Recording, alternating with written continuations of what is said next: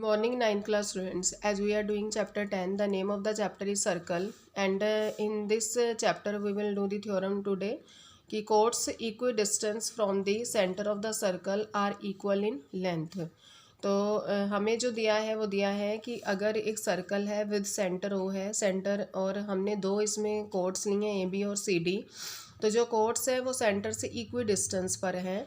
तो हमें ये प्रूफ करना है कि ए बी जो है वो इक्वल टू होगा किसके, सी डी के। तो हमें जो गिवन है वो ये गिवन है कि a circle with centre O, एक सर्कल क्या है, सेंटर ओ के साथ है, और ए बी और सी डी उसकी कोड्स हैं, और ओ एक्स ओ वाई की इक्वल है लेंथ में क्योंकि कोड्स इक्वी डिस्टेंस है। और हमें ये भी गिवन है कि ओ एक्स परपेंडिकुलर है ए बी के ऊपर और ओ वाई परपेंडिकुलर है किसके ऊपर, सी डी के ऊपर। तो हमें प्रूफ करना है कि जो ए बी कोड है वो सी डी के इक्वल है। तो कंस्ट्रक्शन में हमने क्या लिखा कि ज्वाइन ओ टू ए को ओ से ज्वाइन किया, ज्वाइन ओ टू सी, ओ को सी से ज्वाइन किया। देन प्रूफ में आ गया कि इन ट्राइंगल ओ एक्स से, एक ट्राइंगल ओ एक्स ए में और ट्राइंगल ओ वाई सी में, जो ओ ए है वो ओ सी के इक्वल है। ये हमें पता ही है कि रेडियस बन रही है, और वैसे दूसरी तरफ से देखा जाए तो दोनों ट्राइंगल की साइड्स बन रही हैं। जो ओ एक्स है वो ओ वाई की इक्वल हमें गिवन है, और एंगल ओ एक्स से जितना है उतना ही एंगल ओ वाई सी है क्योंकि दोनों ईच 90 है, क्योंकि ओ एक्स परपेंडिकुलर है किसके ऊपर, ए बी के ऊपर, और ओ वाई परपेंडिकुलर है किसके ऊपर, सी डी के ऊपर। तो एंगल ओ एक्स ए और एंगल ओ वाई सी दोनों है each 90। So by R H S rule we can say that कि triangle O X A congruent है ट्राइंगल ओ वाई सी के। So by corresponding part of congruent triangle we can say that कि अगर हमारे पास दो triangle congruent है तो उनके जो बाकी जो कॉरेस्पॉन्डिंग पार्ट है वो भी क्या होंगे, इक्वल, जिस वजह से मैंने बोल दिया कि ए एक्स किसके इक्वल होगा, सी वाई के। अब मैं दोनों कोड्स लेती हूँ। Now for chords A B, अगर मैं कोड ए बी लूँ, अगर ए बी कोड में देखूँ तो ओ एक्स ए बी के ऊपर परपेंडिकुलर है, तो perpendicular from centre to A code bisect the code. कोई भी परपेंडिकुलर अगर कोड के सेंटर से कोई भी परपेंडिकुलर अगर कोड के ऊपर गिरता है तो वो कोड को दो इक्वल पार्ट्स में डिवाइड करता है। तो हम कह देंगे कि जितना ए एक्स होगा उतना ही बी एक्स होगा। तो जो ए बी है वो A X plus B X दोनों को ज्वाइन करके बना है। तो मैंने लिखा A B is equal to A X plus B X. तो ए बी किसकी इक्वल हो गया, ए एक्स तो लिखा, बी एक्स की जगह क्या लिख दिया, ए एक्स। तो ए बी कितना हो गया, 2ax। और अगर ए एक्स की वैल्यू देखें तो कितनी आ गई, ए बी बाई 2। इसी तरह से अगर मैं सी डी कोड के बारे में देखूं तो उसमें भी ओ वाई सी डी के ऊपर परपेंडिकुलर है। तो perpendicular from centre to A code bisect the code. ये हमें पता है कि कोई परपेंडिकुलर अगर कोड के सेंटर से आ रहा है तो वो कोड को क्या करता है, बाइसेक्ट करता है। देन हम कह सकते हैं कि ये देखिए परपेंडिकुलर है, ये कोड को बाइसेक्ट कर रहा है, तो जितना सी वाई होगा उतना ही डी वाई होगा। तो हमारे पास आ गया C Y is equal to D Y. So C D जो है वो C Y plus D Y के इक्वल है। तो C D is equal to, C Y को सी वाई लिखा, डी वाई की जगह क्या लिख दिया, सी वाई। तो C D is equal to 2cy। तो सी वाई की वैल्यू कितनी आ गई, सी डी बाई 2। तो इस वे में हमने, क्योंकि हमारा स्टार्टिंग में ए एक्स सी वाई की इक्वल था, तो अगर हम देखें तो अगर ए एक्स सी वाई की इक्वल था तो सी वाई की वैल्यू, जो ए एक्स की वैल्यू होगी वो ए बी बाई 2 होगी, और जो सी वाई की वैल्यू होगी वो सी डी बाई 2 होगी। तो 2 और 2 दोनों डिनोमिनेटर के सेम हो गए, तो हमारे पास ये दोनों कट गए, तो ए बी की वैल्यू कितनी आ गई, सी डी। तो यही हमें फाइनली प्रूफ करना था कि जो कोड्स होनी चाहिए वो क्या होनी चाहिए, इक्वल।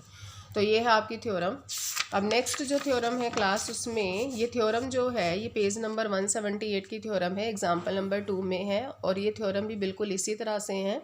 इसमें दिया है कि if two intersecting chords of a circle make equal angles with the diameter passing through the point of intersection then prove that the chords are equal.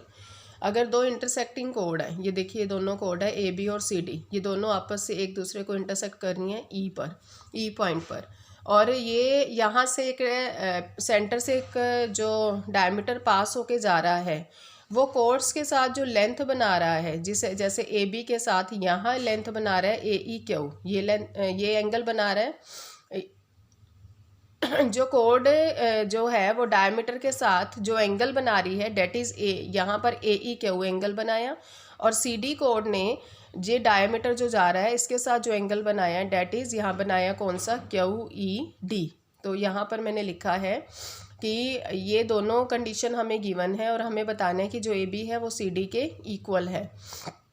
तो हमने यहाँ लिखा कि let A B and C D are two chords intersecting at E. A B और C D दो codes हैं जो intersect कर रही है ई पर। P Q is the diameter passing through E.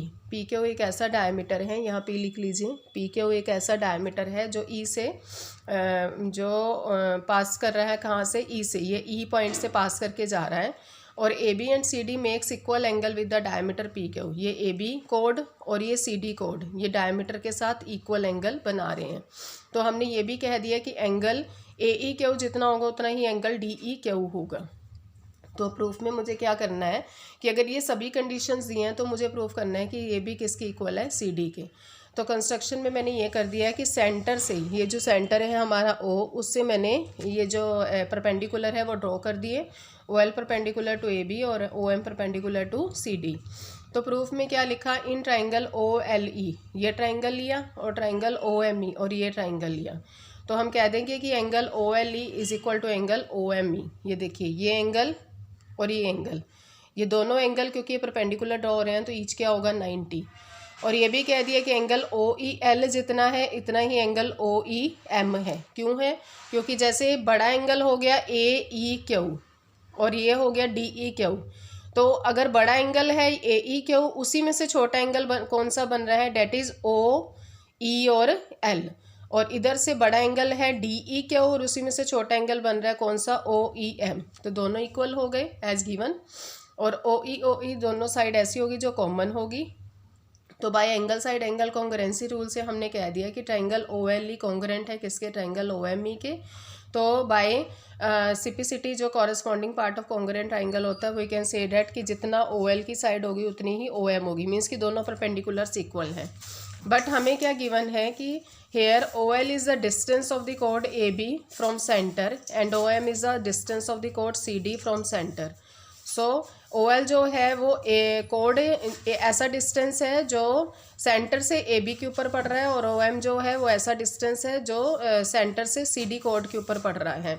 So O L is equal to O M. अगर O L O M के इक्वल है तो हमने अभी लास्ट थ्योरम क्या किया थी, कोड equidistance from the centres are equal. तो हम कह सकते हैं कि ए बी किसके इक्वल होगा, सी डी के। तो स्टूडेंट ये दोनों थ्योरम्स थी जो आपने सोल्व करनी है। Thank you and have a nice day.